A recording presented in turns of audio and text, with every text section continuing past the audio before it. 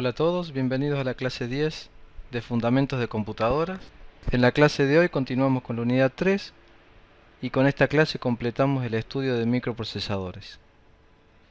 Entre los temas que vamos a ver en esta clase encontramos las funciones principales del procesador, entender cuáles son y qué rol cumplen en el conjunto de la PC, componentes de un procesador, características principales y tecnologías actuales. Además, veremos una breve reseña de la evolución de los microprocesadores en la historia hasta la actualidad. Entre los objetivos de la clase podemos mencionar conocer cuáles son las principales funciones de un microprocesador, conocer cómo está compuesto internamente un microprocesador y qué funciones cumple cada una de sus principales partes, comprender la terminología utilizada para designar las principales características de un procesador, conocer cuáles son los principales modelos de las dos principales marcas referentes en el mercado de los procesadores, Intel y AMD. En el apunte, como siempre, tienen una introducción y luego el desarrollo de cada uno de estos temas, las funciones principales de un microprocesador, luego verán una breve historia del microprocesador, donde vamos a detallar año a año qué procesadores fueron surgiendo y algunas características muy particulares de cada uno de ellos.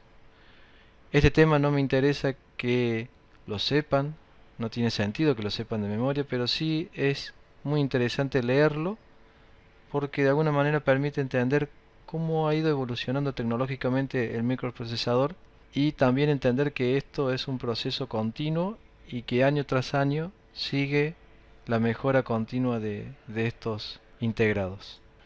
Terminando con la reseña histórica de microprocesadores, ya nos interiorizamos en los componentes que integran un procesador moderno.